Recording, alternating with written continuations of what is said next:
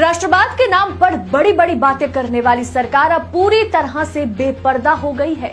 जिस सेना के नाम पर मोदी जी 2014 के बाद 2019 में प्रचंड बहुमत के साथ चुनाव जीते, आज उसी सेना पर लिए गए एक फैसले ने मोदी सरकार की नीयत पर ही सवाल पैदा कर दिया। हर चीज का जब प्राइवेटाइजेशन हो ही रहा है तो सेना ही क्यों बाकी रहे? क्या अब सेना भी प्राइवेट हाथों में जा रही है? जी हाँ, इस सवाल ने मोदी सरकार के खिलाफ माहौल गर्म कर दिया। क्या है पूरा मामला, आपको विस्तार से बताऊंगी। राष्ट्रवाद नापने की अगर कोई मशीन होती तो अच्छे से नापा जाता कि भाजपा में कितना है। ये सवाल आज इसलिए उठ रहे हैं क्योंकि कड़ी मेहनत और मशक्कत के बाद सेना में भर्ती होने का मौका मिलता है। उसमें भी कई तरह के राउंड्स होते हैं, फिजिकल क्लियर करना है, मेडिकल क्लियर करना है, तमाम तरह की चुनौतियों का सामना करना होता है। सेना में भर्ती का प्रक्रिया काफी लंबी है, लेकिन अब उसे भी प्राइवेट हाथों में दिया जा रहा है। सुनकर चौंक गए ना आप, लेकिन यही सच है। सबसे पहले दैनिक भास्कर की इस रिपोर्ट पर गौर करें। सेना में 3 साल के लिए भर्ती होंगे युवा, नौकरी के बाद कॉर्पोरेट सेक्टर जा सकेंगे। जबकि 2 साल से सेना में भर्ती नहीं हुई, जो तैयारी में जुटे हुए थे उनकी उम्र निकल गई। सेना में 1.25 लाख पद खाली पड़े हैं और सरकार क्या ऐलान कर रही है कि अब सेना में 3 साल के लिए भर्ती होंगे युवा, नौकरी के बाद कॉर्पोरेट यानी कि प्राइवेट सेक्टर में जाएंगे, जिसे सरकार ने अग्निपथ भर्ती प्रवेश योजना का नाम भी दे दिया। पहले तो 2 साल तक भर्ती नहीं हुई और अब कॉन्ट्रैक्ट बेसिस पर 3 साल के लिए सेना में भर्ती शुरू हो रही है। ये थोड़ा उस तरह का नहीं है कि हाथ में से पनीर थाली छीनकर दाल चावल पकड़ाया जाए और सरकार कह रही है कि देखो हमने क्या बढ़िया काम किया। सर्जिकल स्ट्राइक के नाम पर, राष्ट्रवाद के नाम पर मोदी जी ने 2019 में हाथ जोड़कर वोट मांगे और अब वो सब भूल गए।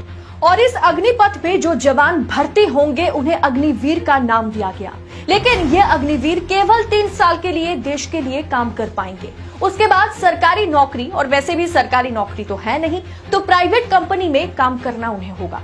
क्या यह एक तरह से युवाओं की जिंदगी के साथ खिलवाड़ नहीं है? इस पर आरएलडी प्रमुख जयंत चौधरी ने एक शानदार ट्वीट किया। उन्होंने लिखा, वाह, अधिकारियों के लिए भी ये नियम लागू कर दे। सोचिए अगर विधायक और सांसद का काम 6 महीने देकर ही 5 साल की पक्की सदस्यता मिले तो कितने माननीय तैयार होंगे। यही बात है, जहां परफॉर्मेंस चेक करने की जरूरत है, जहां सबसे ज्यादा परफॉर्मेंस चेक करने की जरूरत है, वहां तो घपलेबाजी चल रहे हैं। इतनी मेहनत मशक्कत के बाद 3 साल के लिए सेना में नौकरी, कॉन्ट्रैक्ट के बेसिस पर नौकरी सेना में, क्या यह सुरक्षा के साथ खिलवाड़ नहीं है? क्या ये युवाओं के फ्यूचर के साथ मजाक नहीं है? लेकिन हाँ, ये एक तरह से अच्छी बात भी है कि 3 साल तक परफॉर्मेंस देखकर उन्हें परमानेंट किया जाएगा।